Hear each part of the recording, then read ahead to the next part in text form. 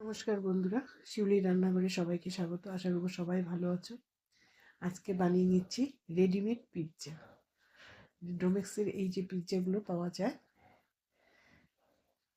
Readymade কিনতে পাওয়া যায়, মল বলো, মার্কেট বলো, বা পিৎজার দোকানগুলোতে বলো, পিৎজা হাটের দোকানগুলোতে এরকম পিৎজা ব্রেড কিনতে পাওয়া যায়। নিয়ে নিচ্ছি পিৎজা ব্রেড, আর নিয়ে নিচ্ছি বাকি সবজি। চুটকিতে সব সবজি কেটে নিলাম, দেখতে পারলাম। চুটকিটা বাজাতে ততটা সোজা, কিন্তু সবজিগুলো কাটতে কিন্তু ততটাই কঠিন। এটা একটা ম্যাজিকের মতো দেখানো হলো। নিয়ে নিচ্ছি ক্যাপসিকাম। যা যা সবজি তোমাদের পছন্দ হবে তা তা সবজি নিয়ে নিবে। আমি এখানে নিয়ে নিচ্ছি ক্যাপসিকাম, টমেটো, ব্রোকলি আর সুইটকর্ন। আর ব্রেডটার মধ্যে অল্প সস আর অল্প টমেটো দিয়ে ব্রেডটাকে মাখিয়ে নিচ্ছি। আর এর মধ্যে দিয়ে দিব প্রথমে আমি মজরেলারই কিউব করা যে উম, উম,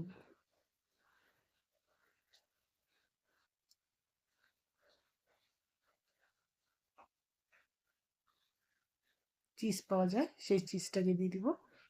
এই দেখো, মজরেলার কিউব করা চিজ। এটা রেডিমেড, এগুলো সব কিনতে পাওয়া যায় মলে, বড় বড় গ্রসারির দোকানে।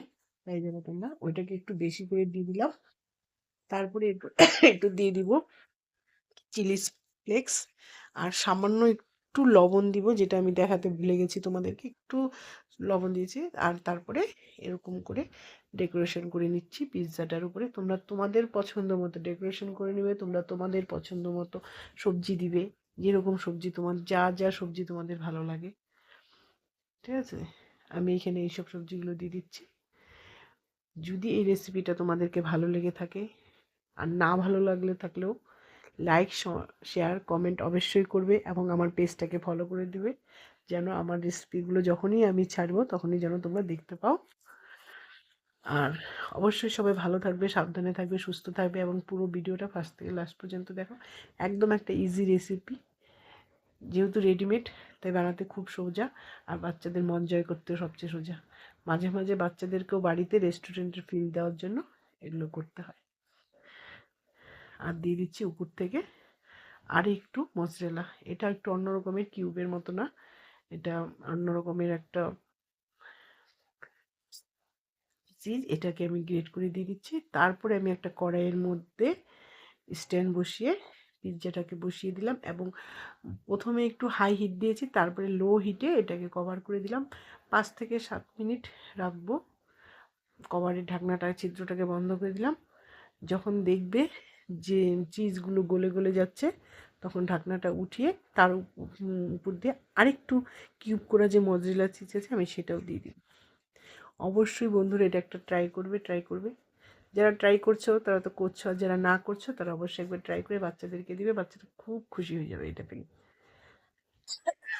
এই উপর থেকে আর একটু মজরেলা কিউব করা চিজ দিয়ে দিচ্ছি। যত চিজ দিবে তত পিৎজার টেস্ট। আর 2 মিনিট আবার একটু কভার করে রাখবো। হয়ে গেছে। কেমন হয়েছে বলো তোমরা, অবশ্যই কমেন্ট করে জানাবে। দেখতে কেমন হয়েছে? দেখতে তো একদম হারা ভাড়া গ্রিন গ্রিন দেখা যাচ্ছে। টেস্টও হয়েছে দুর্দান্ত, সে স্বাদ হয়েছে।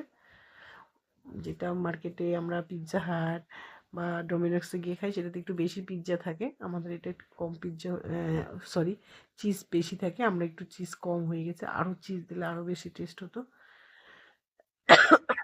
দারুণ টেস্ট হয়েছে। অবশ্যই একবার বাড়িতে ট্রাই করবে। সব কিছু মার্কেটে অ্যাভেলেবেল কিনতে পাওয়া যায়, মলে কিনতে পাওয়া যায়। অবশ্যই বাড়িতে এনে একবার ট্রাই করবে, খাবে। ভালো থাকবে, সুস্থ থাকবে, সাবধানে থাকবে, নতুন নতুন রেসিপি ট্রাই করবে, এবং খুশি থাকবে। আজ তাহলে এখানে রাখবো। সবাই ভালো থাকবে, সুস্থ থাকবে।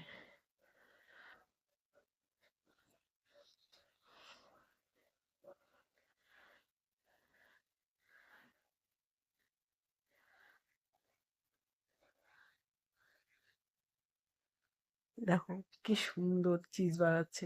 দোকানেরটাতে আরো বেশি চিজ থাকে।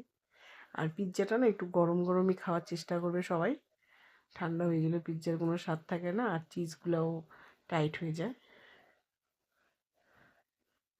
অলিভ থাকলে অলিভও দিতে পারবে, আমার অলিভ নেই তাই আমি অলিভ দিলাম না, থাকলে অবশ্যই দিতাম। এবার একটু মাঝখানে একটু সস দিয়ে দিচ্ছি, তোমাদের যদি সস ভালো না লাগে তাহলে মেয়োনিজ দিয়ে নেবে, চাইলে উপর থেকে আরেকটু চিলি ফ্লেক্স দিয়ে দিতে পারবা। কিন্তু খুব টেস্ট হয়েছে বন্ধুরা, অবশ্যই তোমরা একবার ট্রাই করো। বাড়িতেও ব্রেডটা বানানো যায়, সেক্ষেত্রে একটু ঝামেলাটা বেশি হয়, কিন্তু কোনো একদিন যদি বানাই তাহলে তোমাদেরকে শেয়ার করবো আমি। বাড়িতেও ব্রেডটা বানানো যায়, খুব সোজাই হয়, একটু 10-15 মিনিট সময় বেশি লাগে কিন্তু হয়ে যায়। দেখো কি সুন্দর চিজ বানাচ্ছে, বাচ্চারা তো এটা দেখলেই খুশি যে ভিতর থেকে চিজ বানাচ্ছে। বাই বাই, রাখছি, টাটা।